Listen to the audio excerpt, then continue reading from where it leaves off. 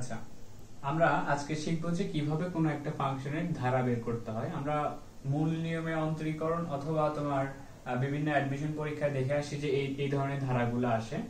তো আজকে আমরা দেখব যে কিভাবে এই ধারাগুলো বের করতে হয়। তো ধারা বের করা মূলত তোমরা দুইটা পদ্ধতিতে বের করতে পারো। একটা হচ্ছে ম্যাকলরিন সিরিজ, যেটা আমরা শিখবো, আর একটা হচ্ছে দ্বিপদী বিস্তৃতির মাধ্যমে। তো আজকে আমরা যেটা দেখবো সেটা হচ্ছে ম্যাকলরিন সিরিজের সাহায্যে কিভাবে কোনো একটা ফাংশনের ধারা বের করা যায়। তো দেখো ম্যাকলরিন সিরিজটা কি। বিজ্ঞানী ম্যাকলরিন তার ধারা নির্ণয়ের জন্য একটা সিরিজ দিয়ে গেছে। সেটা হচ্ছে এরকম: কোন একটা ফাংশন, ধরো f of x যদি একটা ফাংশন হয়, সেই ফাংশনের ধারা হবে এরকম: f of 0, কোন একটা ফাংশনে 0 বসাইতে হবে আগে, প্লাস x, ফাংশনটাকে একবার ডিফারেন্সিয়েশন করতে হবে, তারপর 0 বসায় মানটা বের করে নিতে হবে, plus x square divided by 2 factorial double prime of 0, মানে দুইবার ডেরিভেটিভ করে 0 বসাইতে হবে, plus x cube by 3 factorial f, তিনবার ডিফারেন্সিয়েশন করে 0 বসাইতে হবে। এভাবে ইনফিনিটি পর্যন্ত চলতেই থাকবে। তো প্রথমে আমরা দেখব ধারাটা কিভাবে বের করা হয়, তারপরে আমরা এটার একটা প্রমাণ দেখব অ্যাকচুয়ালি এই কোন একটা ফাংশনের ধারার সাথে এই চলক বিশিষ্ট ধারাটা মিলে কিনা। তো আসো আমরা দেখি, প্রথমে আমরা e to the power x এর ধারাটা বের করি। তাহলে আমরা প্রথমে দেখতেছি যে ফাংশনটা হচ্ছে আমাদের e to the power x, f of x equals to e to the power x, এটার ধারা আমরা বের করব। তাহলে প্রথমে আমার লাগবে f of 0, তাহলে x এর জায়গায় আমাদের 0 বসাইতে হবে।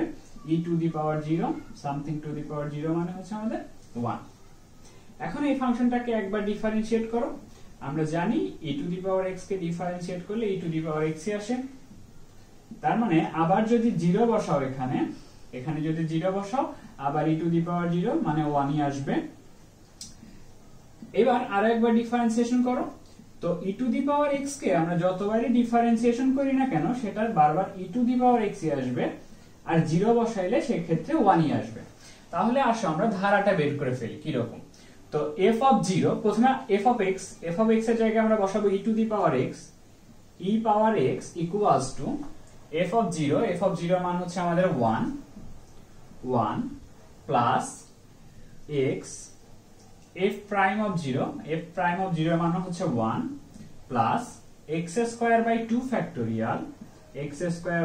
ফ্যাক্টোরিয়াল ডাবল প্রাইম অফ 0 তার মান 1 plus x cube by 3 factorial f triple prime এর মান হচ্ছে আসবে আমাদের 1। এভাবে এই ধারাটা এভাবে চলতে থাকবে, x to the power 4 by 4 factorial plus এরকম করে ইনফিনিটি পর্যন্ত। তো e to the power x এর ধারা হচ্ছে আমাদের এরকম। এবার আসো ধারাটা যদি sin x হয় তাহলে কি রকম হবে, আমরা দেখি sin x এর ধারাটা কিভাবে বের করা যায়।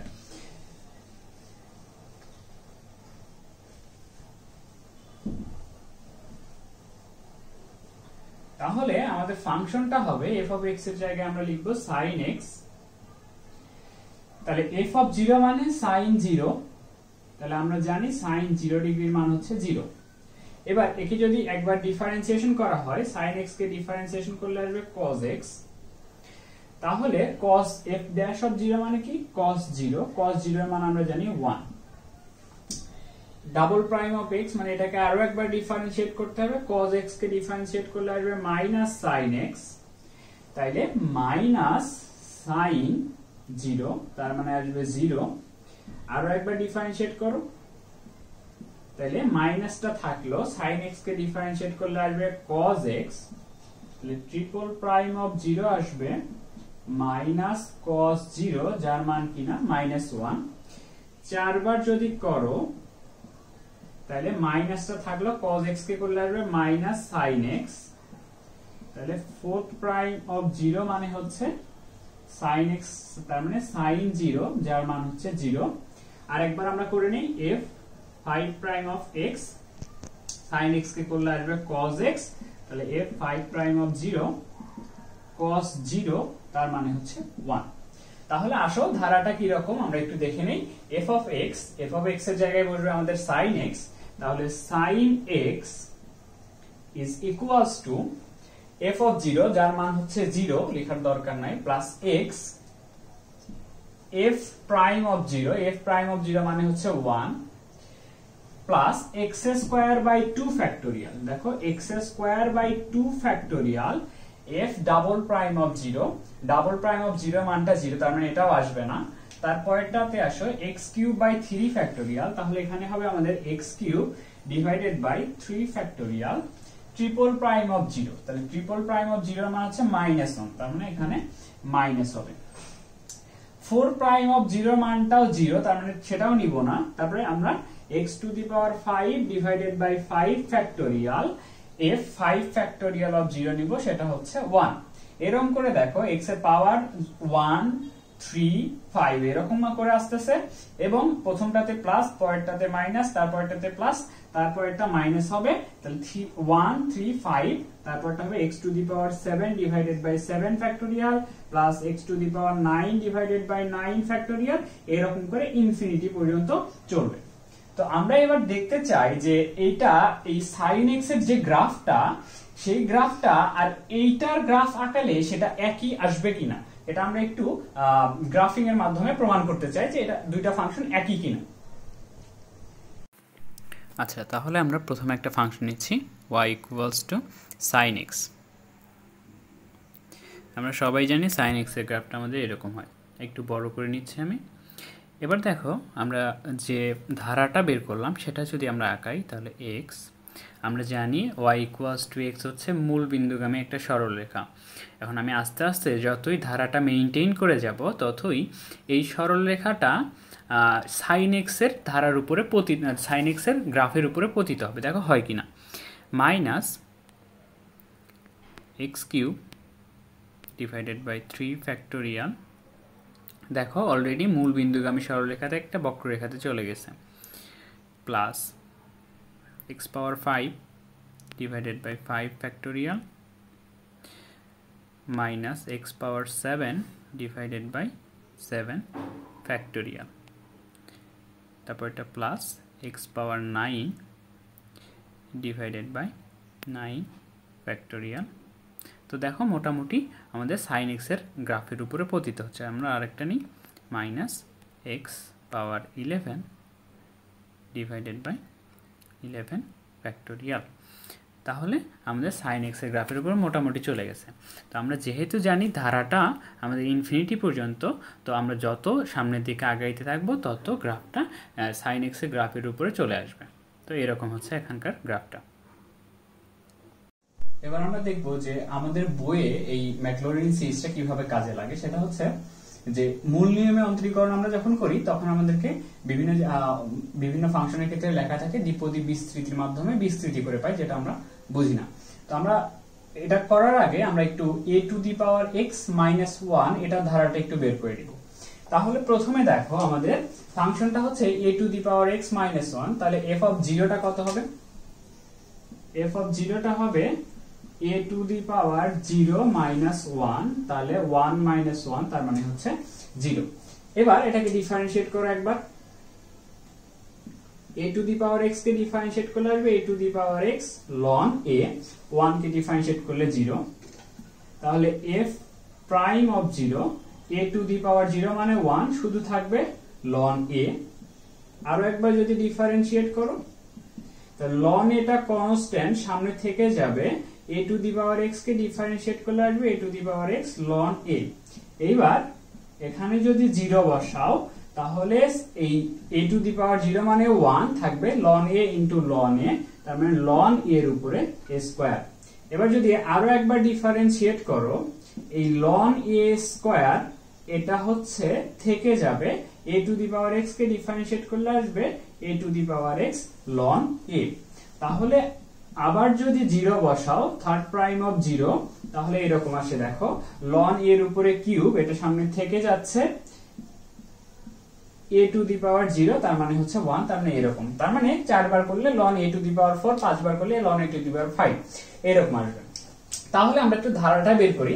f অফ x এর জায়গায় বসাবো a to the power x minus 1 এটা, তাহলে f অফ 0 তার মানে হচ্ছে 0, লেখার দরকার নাই, plus x f prime of 0 তার মানে ln a plus x square by 2 factorial f double prime of 0 তার মানে ln a এর উপরে a square plus x cube by 3 factorial লন এ এর উপরে cube plus x to the power 4 by 4 factorial, তাহলে আসবে লন এর উপরে 4, এরকম করে চলতে থাকবে।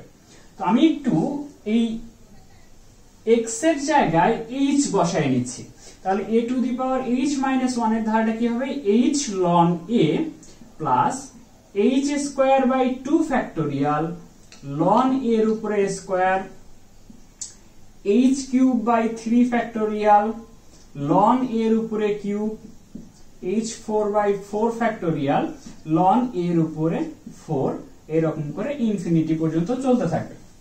এবার দেখো আমরা a to the power x এর মূল নিয়মে অন্তরীকরণ যদি করতে চাই তাহলে আমরা এভাবে বের করি।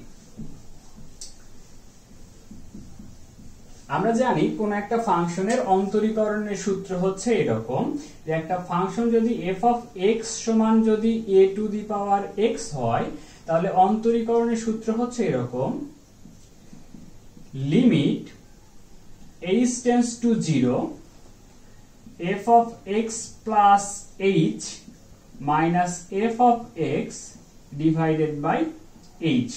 তার মানে আমরা মানগুলো বসাই, f of x plus h মানে হচ্ছে a to the power x plus h minus f of x মানে a to the power x divided by h, সামনে আছে হচ্ছে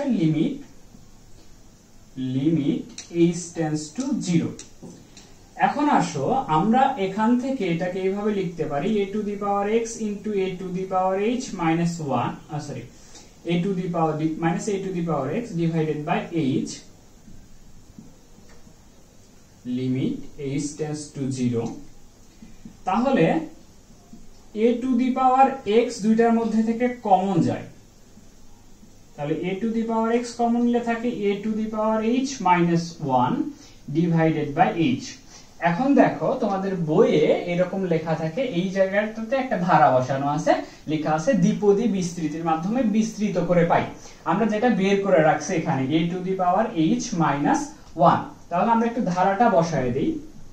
প্রথমে লিমিট h টেন্ডস টু 0 থাকলো, a to the power x টা থেকে গেল, তার নিচে h টাও থেকে গেল, এবার a to the power h minus 1 এটা ধারাটা বসায় দিই, h ln a plus h square by 2 factorial ln এর উপরে square plus h cube by 3 factorial ln a এর উপরে কিউব, এইরকম করে ইনফিনিটি পর্যন্ত ধারাটা চলতে থাকবে।